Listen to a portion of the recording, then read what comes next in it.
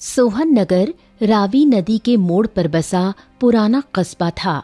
वहां के पुराने हवेली नुमा घरों के बीच एक जमींदार धर्मवीर सिंह का घर भी था।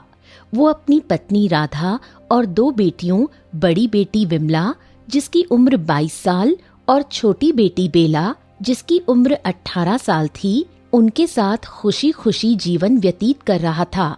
खेत खलिहान, गुड़ मिल और अनाज मंडी से उसकी अच्छी कमाई होती थी, मगर घर का रंग ढंग सीधा सादा था।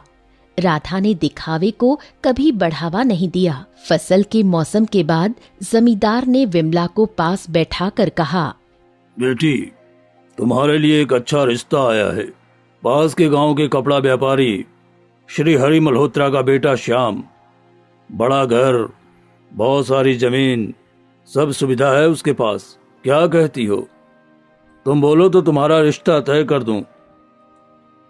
विमला ने सुनते ही चमक भरी आंखों से माँ बाप को देखा और बोली, जैसी आपकी मर्जी पिताजी, आप मुझे जहाँ ब्याह देंगे मैं वहीं चली जाऊंगी। जबकि विमला मन ही मन बड़ा घर और बड़े लोगों के रिश्ते के बारे में सुनकर अंदर से बहुत खुश हो रही थी। बचपन से माँ पिताजी ने सारी इच्छाएं पूरी की हैं। मैं तो ये सोच सोच कर परेशान रहती थी, इतना ऐशो आराम दूसरे घर भी देखने को मिलेगा या नहीं। पर भगवान का एहसान है, उसने मुझे मायका और ससुराल दोनों ही खाते पीते दिए हैं। विमला मन ही मन खुश थी और ये बात जमींदार अच्छे से जानता था। इसलिए उन्होंने अब अपनी दूसरी बेटी बेला से कहा, बेटा, मेरे पास तुम्हारे लिए एक अच्छा रिश्ता आया है। वो है ना हमारे श्री रामा जी, जो राजा के यहाँ खजांची का काम करते हैं। उनका बेटा अभी अभी शहर से पढ़कर आया है। उन्होंने मुझे खुद बुलाया था। उनको तुम बहुत पसंद हो। वो तुमसे अपने बेटे के रिश्ते की बात करना चाहते हैं। पिताजी, मैं गांव के गरीब किसान के बेटे मोहन से प्रेम करती हूँ और उसी से विवाह करना चाहती हूँ। ये तुम क्या कह रही हो? वो मोहन जिसके घर 2 टाइम का भोजन भी समय से नहीं पकता है, तुमको उस घर में कैसे ब्याह दूं? अरे मेरी भी तो कोई इज्जत है कि नहीं? जमींदार को गुस्सा आ गया। उसकी तेज आवाज सुनकर जमींदार की पत्नी राधा भागते हुए आई। क्या हो गया जी, ऐसे क्यों चिल्ला रहे हो? अरे सुन रही हो अपनी बेटी की बात? ये उस भूखे नंगे मोहन से विवाह करने की बात कर रही है। ये आप क्या कह रहे हो? मोहन, और वो भी इस हवेली का जमाई बनेगा? अब बस यही दिन देखना बाकी रह गया था क्या? समझाओ इसको, मैं इसका रिश्ता पक्का करके आता हूँ। अरे इतने अच्छे घर से रिश्ता आया है और इनको रिश्ते को ठोकर मारनी है। नहीं बेटा, अच्छे रिश्तों को ठोकर नहीं मारते, किस्मत से मिलते हैं आजकल रिश्ते। वो देखो, निक्कू की बेटी पूरे 25 साल की हो गई है, आज तक ब्याह नहीं हुआ। उसको भी शुरू शुरू में कोई लड़का पसंद नहीं आया। जब समय था उसने पसंद नहीं किया, आज उसको कोई पूछने नहीं आता। क्या तुम भी यही चाहते हो? तुम भी उसी की तरह बिन ब्याही रह जाओ? माँ, मैं किसी के अंदर कोई कमी नहीं निकाल रही, बस पिताजी को समझाने की कोशिश कर रही हूँ। मैं जिससे प्रेम करूंगी वही दुनिया का सबसे बड़ा धनवान होगा मेरे लिए। आप बात को समझने की कोशिश कीजिए। माँ, आप पिताजी को समझाइए। राधा ने जमींदार की ओर देखा, जो गुस्से से अभी तक बेला को घूर रहे थे। राधा के दिल में ख्याल आया, कहीं ऐसा ना हो जो सुबोध की बेटी ने किया था। प्रेम में आकर वो हमारी बेटी भी कर ले। सुबोध की बेटी ने भी तो अपने पिता की नाक कटवा दी थी। मुझे ऐसा होने से रोकना होगा। मुझे जमींदार साहब को समझाना होगा, कहीं बेटी क्रोध में आकर कोई गलत कदम ना उठा ले। राधा ने जमींदार जी की तरफ देखकर कहा, हम लोग बचपन से अपनी दोनों बेटियों को इतना प्यार देते आए हैं। हमारा मन ऐसा हो रहा है जैसे हम अपनी बेटी के साथ गलत तो नहीं कर रहे हैं। राधा, वही तो मैं सोच रहा हूँ। हमारी बड़ी बेटी बड़े घर की बहू बनने वाली है। यदि छोटी बेटी किसी गरीब घर में ब्याह दी तो लोग हमें तरह तरह की बातें कहेंगे। बेटी अमीर घर में जाए या गरीब घर में, तकदीर अपनी ही लेके जाती है। आप दोनों को आशीर्वाद दीजिए और दोनों का विवाह तय कर दीजिए। तो तुम ये कह रही हो कि मैं बेला का विवाह मोहन से ही तय कर दूं? हाँ जी, अगर हमारी बेटी की किस्मत में धनवान होना लिखा होगा तो एक दिन वो भी धनवान बन जाएगी। तुम ठीक कह रही हो राधा, हमें भी बेला को किस्मत के भरोसे छोड़ देना चाहिए। हमने तो दोनों बच्चों के हमेशा सारे शौक और उनकी हसरत पूरी की है। अब ये फैसला भी बेला का ही होना चाहिए। जमींदार और राधा दोनों बेटियों का विवाह करा देते हैं। विवाह के बाद विमला एक बड़े से घर में जाती है और बेला छोटी सी झोपड़ी में जाती है। दोनों बहनों का घर आमने सामने था, बीच में बस एक नदी थी। विमला अपने घर की छत से बेला का छोटा सा घर देखते हुए शाम से बोली, देख रहे हो इस झोपड़ी में बेला कैसे पड़ी हुई है? यदि पिताजी की बात मान ली होती तो आज ये दिन नहीं देखना पड़ता। हाँ, तुम सही कह रही हो। ये मोहन भी ना राजा के यहाँ छोटे मोटे काम करता है, बदले में महाराज उसको एक दो समय की रोटी दे देते हैं। अब इससे कितना ही घर चलेगा। तुम देखना, एक दिन बेला को अपनी गलती का एहसास होगा। अब जल्दी से बताओ, आज तुम्हारे लिए किस रंग की साड़ी लानी है? कल ही हमारा विवाह हुआ है। पिताजी ने और आप लोगों के परिवार ने मुझे इतनी साड़ियां दी हैं। अब क्या आवश्यकता है साड़ी की? अरे आवश्यकता है, बिल्कुल है। मैं चाहता हूँ जब भी मैं घर के अंदर आऊं तुम्हारे लिए कुछ कीमती उपहार लेकर आऊं। शाम की बातें सुनकर विमला मन ही मन बहुत खुश हो रही थी। वहीं दूसरी तरफ मोहन और बेला अपने घर के अंदर बैठे हुए थे। मोहन की माँ शांति चूल्हे पे खाना पका रही थीं। धुआं दूर दूर तक फैला हुआ था। बेला उनके पास आई और बोली, माँ जी आप हट जाएं, मैं खाना पका देती हूँ। अरे बिटिया, नई दुल्हन है, तू खाना कैसे पकाएगी? दुल्हन नहीं हूँ माँ, मैं आपकी बेटी हूँ और बेटियों के सामने माँ काम नहीं करती। बेटा, तुम बड़े घर की बेटी हो, तुमको ये चूल्हे पे खाना पकाना कहाँ आता होगा? तुम्हारे घर में तो वो होता है ना स्टोव और खाना पकाने वाली भी। माँ जी, मैंने कभी चूल्हे पे खाना तो नहीं पकाया है, परंतु इतना पता है जब तक जिंदा हूँ आप मेरे सामने कोई काम नहीं करेंगी। लोग कहते हैं बड़े घरों की बेटी बिगड़ी हुई होती है। मेरे मोहन की तो किस्मत ही पलट गई जो इतनी अच्छी बहू घर में आई है। तभी मोहन वहां आता है, उतरा हुआ चेहरा और मायूस निगाह। क्या हुआ बेटा? माँ, इतने दिनों से राजा के यहाँ खेती करता हूँ। वो मुझे 1 महीने के सिर्फ 11 रुपए देते हैं। आज 1 महीना हो गया। मंत्री जी से बोला था पगार दिला दो, मंत्री जी ने सीधे टाल दिया, कहा बाद में ले लेना। अभी राजा दूसरे कामों में उलझे हुए हैं। कोई बात नहीं बेटा, बाद में ले लेना। इसमें इतना निराश होने वाली क्या बात है? माँ, बेला कल ही घर आई है। सोच रहा था उसके लिए कुछ लेता आऊंगा, वो खुश हो जाएगी। बड़े घर की लड़की है, यहाँ गुजारा करना उसके लिए कितना मुश्किल होगा। मैं तो उसके सामने ये बात बोल भी नहीं सकता। कभी उसको मुझसे विवाह करने का फैसला गलत लगने लगे और वो ये घर और रिश्ता छोड़कर अपने मायके चली जाए। प्रेम और विवाह में जमीन और आसमान का अंतर होता है। कल तक प्रेम था, आज विवाह के कठिन डोर में बंध चुके हैं। कहीं ऐसा ना हो कि इस तंग डोरी से उसका दम घुट जाए। वो दोनों बात कर ही रहे होते हैं, तभी वहां बेला आ जाती है। उनकी बात सुनकर बोलती है, मेरा कोई दम नहीं घुट रहा। मुझे बहुत अच्छा लग रहा है इस घर में आकर। ऐसा लग रहा है भगवान मेरे साथ हैं। और बुरा इसलिए लग रहा है क्योंकि आप और माँ जी मुझे समझ नहीं पाए। बेला, तुम परेशान नहीं हो। मैं बस ये सोच रहा था कि तुम यहाँ इतनी छोटी सी धुएं से भरी झोपड़ी में कैसे रहोगी। तुम और बिमला दीदी साथ में पले बढ़े हैं। आज बिमला दीदी इतने बड़े घर की मालकिन बन गई है और तुम इस छोटे से घर में हो। मुझे ये सोचकर बहुत बुरा लग रहा है। मैं विमला दीदी से ज्यादा खुश हूँ और एक दिन ये बात आप भी मानोगे। वहीं दूसरी तरफ श्याम एक पतली सी गली की तरफ चला जा रहा था। तभी उसको सामने से एक मछुआरा आता दिखाई दिया।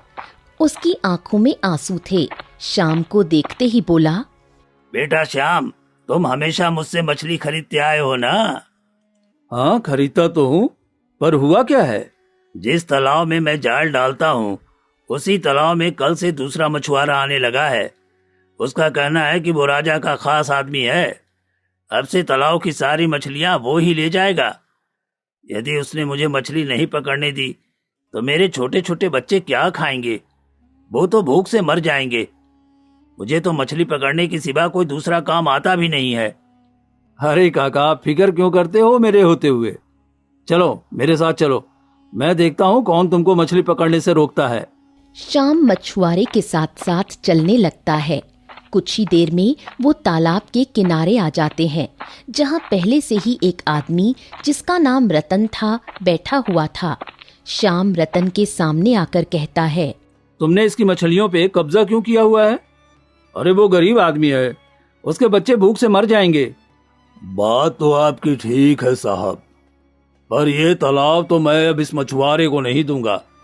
यदि आप बोले तो इस तालाब का एक हिस्सा मछली मैं आपको दे सकता हूँ। मछलियाँ खाने का हमें शौक है, पर एक हिस्सा मछलियाँ तो बहुत होती है। ये तालाब तो मछलियों से भरा पड़ा है, इतनी मछलियों का मैं क्या करूँगा? सोच कर देखो साहब, एक हिस्सा मछली बेचकर मैं पैसे आपके घर आपको देकर आऊंगा। आपको कुछ नहीं करना है, बस इस मछुआरे से मुझे ये तालाब दिला दो। रतन, ये साहब गांव में सबसे अधिक ईमानदार और पैसे वाले हैं। जिनका ईमान तू खरीदने की बात कर रहा है वो बिकाऊ नहीं है। एक बार साहब अपने मुंह से बोल देते तो मेरे लिए फैसला करने में आसानी होती। हो गया फैसला, अब ये तालाब रतन के पास ही रहेगा। ये आप क्या कह रहे हैं श्याम बाबू? अरे मैंने कितने साल आपकी सेवा की है। हाँ, इतने साल तुमने सेवा की, अब रतन को भी थोड़ा सा मौका दो। ऐसा मत कीजिए साहब, मेरे छोटे छोटे बच्चे भूख से मर जाएंगे। अरे कुछ तो दया कीजिए। श्याम ने उसकी एक न सुनी, और ये सब न पहली बार था न आखिरी बार। वो लोगों को ऐसे ही ठग कर पैसे कमाया करता था, इसलिए उसके पास इतना पैसा जमा हो गया था।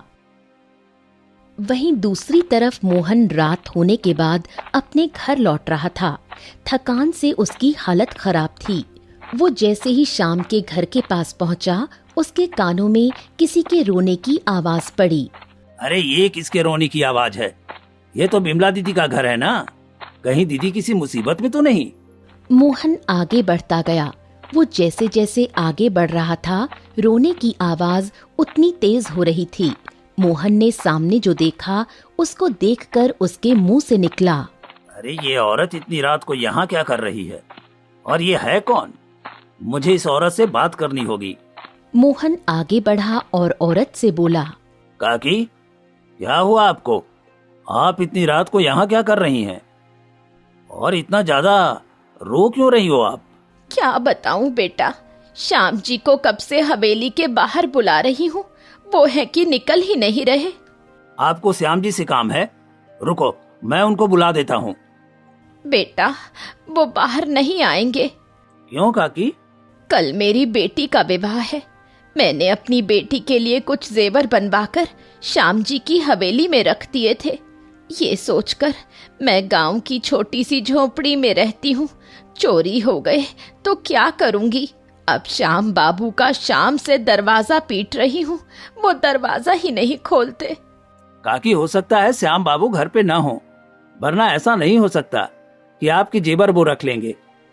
अरे आपने खून पसीने की कमाई से जेवर बनाए हैं, वो रख नहीं सकते। आप एक काम करो, मेरे घर चलो, पानी पियो, थोड़ा आराम करो, फिर आकर श्याम बाबू का दरवाजा खुलवाना। शायद तब तक श्याम बाबू भी आ जाएं।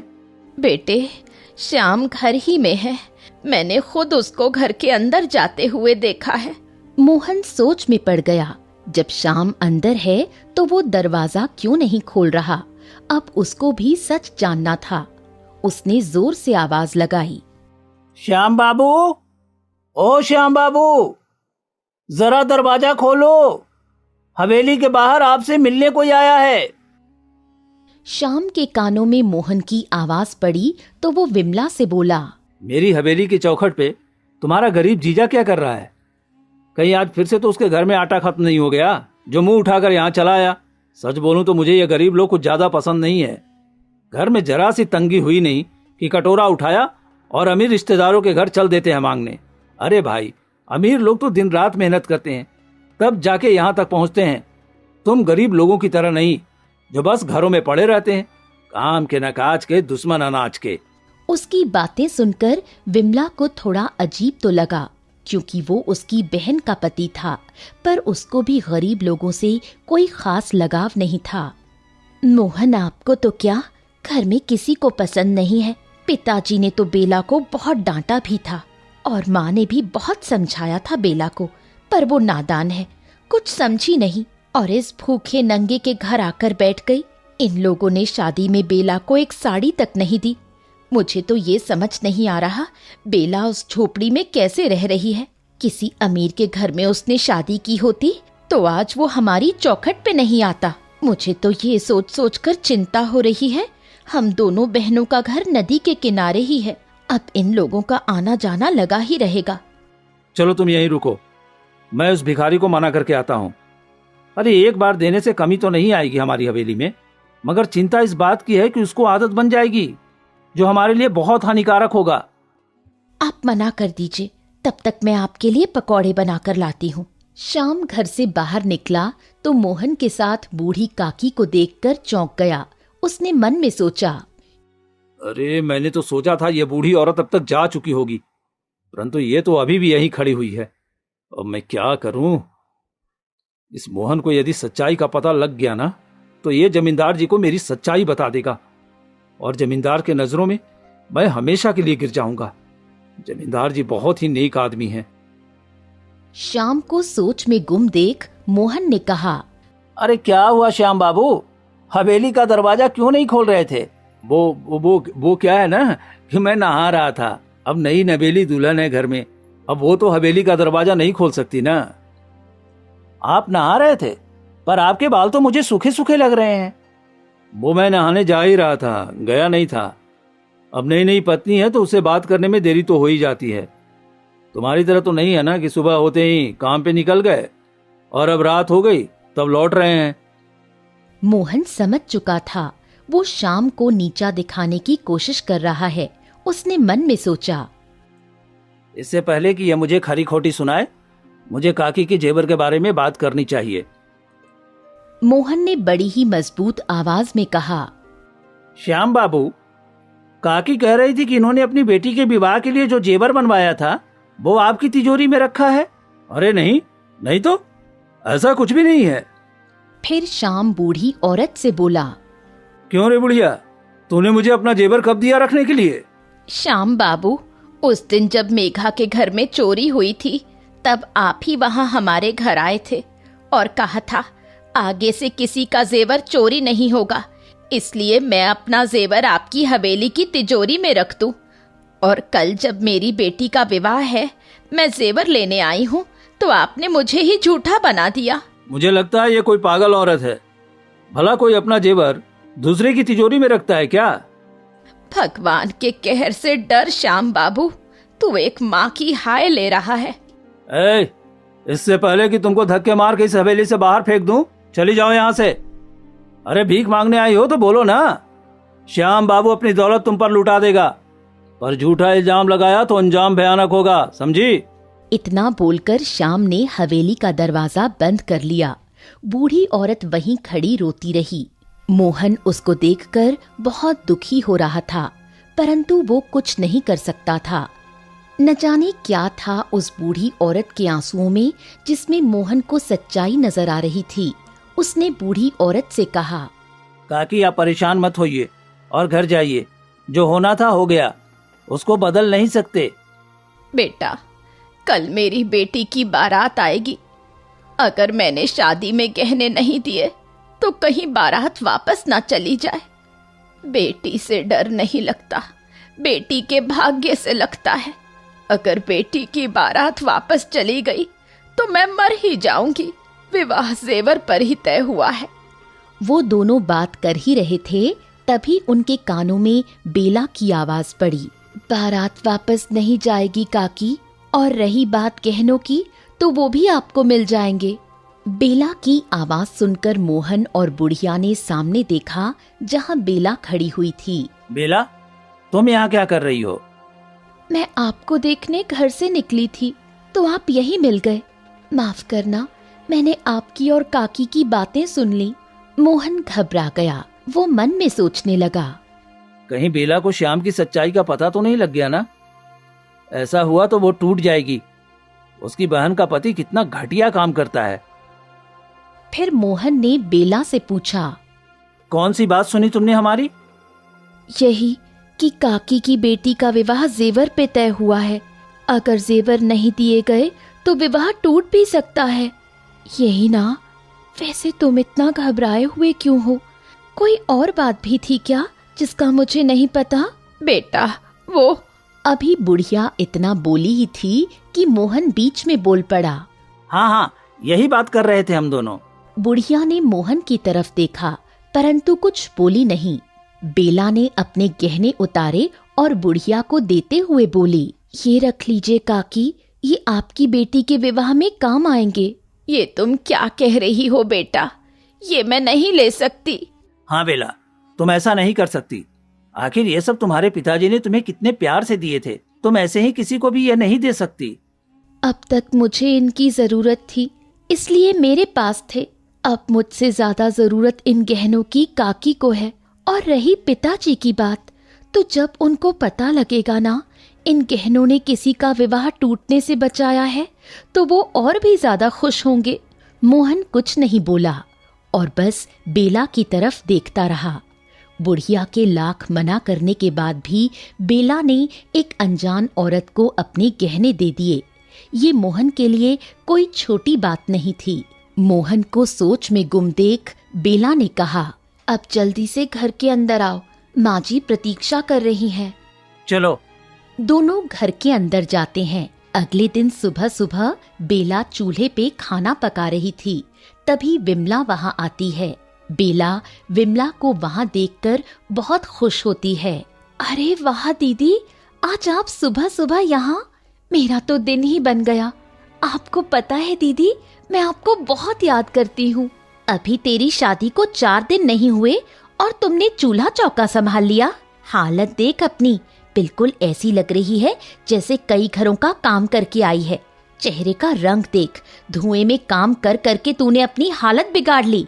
ऐसा नहीं है दीदी, मैं यहाँ बहुत खुश हूँ, वो दिख रहा है। मेरे पति तो मेरे लिए रोज कुछ ना कुछ लेकर आते हैं। तू बता, तुझे मोहन ने क्या ला कर दिया? मोहन राजा के यहाँ काम करते हैं, अभी उनकी पगार नहीं मिली। वो बोल रहे थे जब पगार मिल जाएगी तब वो भी मेरे लिए नई साड़ी लाएंगे। विमला हंसती गई और उसका मजाक बनाती गई और कुछ देर बाद वहां से उठकर अपनी हवेली चली गई। बेला से गहने लेने के बाद बुढ़िया सीधा महल जाती है। महल आकर वो राजा को शाम के बारे में सारी बातें बता देती है। उस बुढ़िया की बात सुनकर राजा मंत्री से कहते हैं, मंत्री जी, पता लगाओ क्या ये औरत सच बोल रही है या झूठ, क्योंकि श्याम इस गांव का सबसे ज्यादा धनवान है। यदि इस बुढ़िया ने उसका धन देखकर श्याम पे गलत इल्जाम लगाने की कोशिश की तो इस बुढ़िया का अंजाम भयानक होगा। गुस्ताखी माफ हो महाराज। आज सुबह ही एक मछुआरे की पत्नी महल आई थी अपने 4 बच्चों को लेके। उसका कहना था कि जिस तालाब में उसका पति मछली पकड़ता था, श्याम बाबू ने उस तालाब को किसी और को दे दिया। बदले में उससे एक हिस्सा मछली ले ली। मछुआरे के घर में खाने के लिए कुछ नहीं था, बच्चे भूख से तड़प रहे थे महाराज। इसलिए मछुआरे ने आत्महत्या कर ली, क्योंकि उस मछुआरे को मछली पकड़ने के सिवा कोई दूसरा काम नहीं आता था। ये तुम क्या कह रहे हो? उस मछुआरे ने आत्महत्या कर ली? ये बात तुमने हमें पहले क्यों नहीं बताई? महाराज, श्याम बाबू आपके लिए बहुत खास हैं। हम आपसे कुछ भी कहते आपको झूठ ही लगता, इसलिए हम चुप थे। राजा सोच में पड़ गए। उन्होंने बुढ़िया से कहा, तुम्हारे पास कोई सबूत है जिससे तुम यह साबित करो कि श्याम बाबू के घर तुम्हारे गहने हैं? महाराज, मेरे गहनों में 100 साल पुराना सिक्का है और उस सिक्के का एक कोना मुड़ा हुआ है। हम अभी श्याम के घर की तलाशी लेंगे। यदि वो पुराना सिक्का श्याम की हवेली में मिल गया तो जितना तुम बोलोगी तुमको तुम्हारे उतने गहने लौटा दिए जाएंगे। कुछ ही देर में श्याम ढेर सारे गहने राजा के सामने लेकर खड़ा हुआ था। उन गहनों में एक वो मुड़ा हुआ पुराना सिक्का भी था जो बुढ़िया ने बताया था। श्याम, हम तुमको क्या समझते थे और तुम क्या निकले? तुमने पूरे गांव को ठगा है। तुम इंसान कहलाने लायक भी नहीं रहे। हम तुमको मूर्ति दंड देंगे। राजा के इतना बोलते ही श्याम ने अपना सिर झुका लिया। तभी मोहन दौड़ते हुए आया। मोहन, तुम यहाँ क्या कर रहे हो? जाओ अपना काम निपटाओ। महाराज, श्याम बाबू को छोड़ दीजिए, उनसे गलती हो गई, उनको माफ कर दीजिए महाराज, उनको मूर्ति दंड मत दीजिए। तुम इस चोर का साथ क्यों दे रहे हो? ये तो तुम्हें हमेशा नीचा दिखाना चाहता है। महाराज, ये मेरी पत्नी की बहन का पति है। श्याम को कुछ हो गया तो बिमला जी के साथ साथ जमींदार का परिवार भी टूट जाएगा। जमींदार जी ने कितने अरमानों से बिमला जी के लिए श्याम जी को पसंद किया था। मोहन की बात सुनकर राजा ने मोहन से कहा, तुम और मोहन एक ही हवेली की जमाई हो और दोनों में जमीन आसमान का फर्क है। तुम एक सच्चे नेक दिल इंसान हो और ये एक चोर है। महाराज, एक मौका दे दीजिए, बस एक मौका। जाओ, दिया एक मौका। तुम्हारे और श्याम के बीच एक प्रतियोगिता रखता हूं। जो भी तुम में से उस प्रतियोगिता में जीत गया, यदि श्याम उस प्रतियोगिता में जीत गया तो मैं उसका कसूर माफ कर दूंगा। यदि वो फिर से हार गया तो मैं उसको मृत्यु दंड दूंगा। ठीक है महाराज। प्रतियोगिता शुरू होती है। मोहन और श्याम वहां से चले जाते हैं और खेतों में लग जाते हैं। दोनों दिन रात मेहनत करते हैं। देखते ही देखते 3 महीने भी बीत जाते हैं। महल में आज भारी भीड़ थी। पूरा गांव आज श्याम और मोहन की प्रतियोगिता देखने आया था, जिसमें बेला, विमला, जमींदार और राधा भी आए थे। यदि श्याम इस बार हार गए तो क्या राजा उनको दंड देंगे? भगवान से प्रार्थना करो बेटा, उसको कुछ नहीं होगा। मोहन तो उस दिन श्याम जी को राजा से बचाने की बड़ी बड़ी बातें कर रहा था। कह रहा था श्याम जी को कुछ हो गया तो पूरा जमींदार परिवार टूट जाएगा। आज राजा ने दोनों के बीच प्रतियोगिता क्या रख दी। मोहन दिन रात जीतने के लिए मेहनत कर रहा है। आखिर उसको भी तो जीतना है। जीत गया तभी तो सेनापति बनेगा और झोपड़ी से सीधा महल में पहुंच जाएगा। बेला को विमला के मुंह से ये सुनकर बड़ा दुख हुआ। वो जानती थी मोहन बहुत मेहनत कर रहा है श्याम को बचाने की, पर अफसोस विमला अभी भी मोहन को ही बुरा भला कह रही थी। बेला की आंखों में आंसू आ गए, जिसको जमींदार ने देख लिया। अब जमींदार जी से रहा नहीं गया। उन्होंने गुस्सा करते हुए कहा, तुम्हारा पति तो बड़ी हवेली वाला बनकर घूमता है, खुद को बहुत महान समझता है। अरे चोर है वो चोर। मुझे तो खुद से ही नफरत हो गई। मैं अपनी बेटी के लिए जिसको हीरा समझा वो तो एक कलंक निकला। श्याम के खातिर एक मछुआरे ने आत्महत्या कर ली। उसके बाद भी मोहन ने इतनी कोशिश से श्याम को एक और मौका दिलवाया। उसके बाद भी तुम मोहन को ही दोषी ठहरा रही हो। मुझे तो शर्म आती है मोहन का सामना करने से भी। जिसको मैं कुछ नहीं समझता था वो ही मेरा असली हीरा निकला। अपने पिता के मुंह से ये सुनकर बेला को बहुत अच्छा लग रहा था। तभी राजा के सामने मंत्री आकर बोला, महाराज, प्रतियोगिता का पता लग गया है। जो सैनिक अपने खेतों में भेजे थे वो वापस आ गए हैं। क्या कहना है उनका?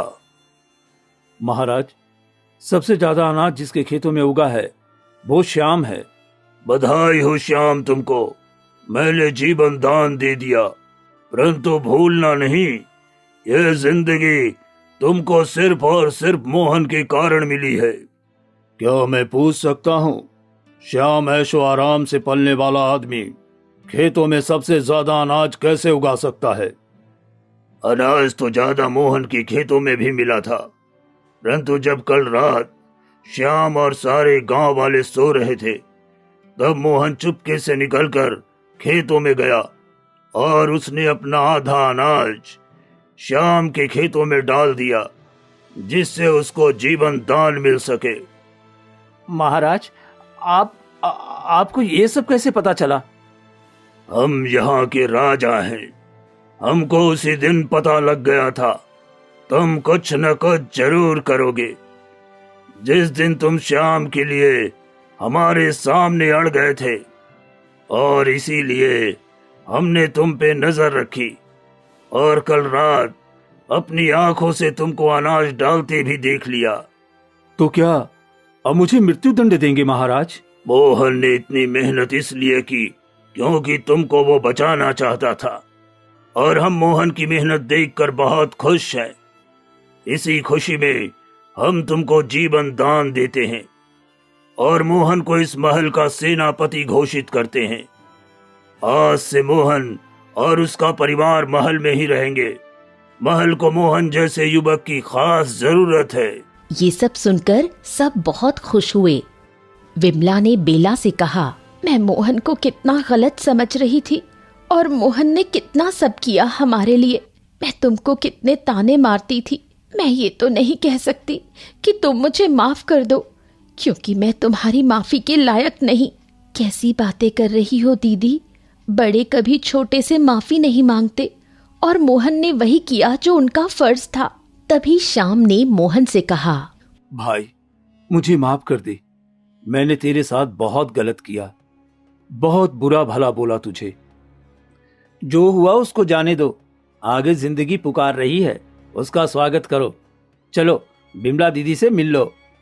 समझ नहीं आ रहा है, जमींदार जी और अपनी पत्नी से कैसे आंखें मिलाऊंगा। अरे सब ठीक हो जाएगा, आओ भाई साथ चलते हैं। वो दोनों बेला और विमला के पास आकर खड़े हो जाते हैं। जमींदार मोहन से कहते हैं, बेटा मुझे माफ करना, मैंने तुमको बहुत गलत समझा। पिताजी, आपने मुझे वो समझा जो मैं था। नहीं बेटा, तुम तो एक बहुत ही सुलझे हुए इंसान हो, बस मुझे तुमको पहचानने में थोड़ी देरी हो गई। कोई बात नहीं पिताजी, मैं आज बहुत खुश हूँ। आपने मुझे बेटा कहकर बुलाया। और फिर सब अपने अपने घरों को चले जाते हैं। मोहन महल में आकर रहने लगता है। श्याम भी उसके बाद छोटा मोटा काम करने लगता है और बाकी का जीवन खुशी खुशी व्यतीत करते हैं।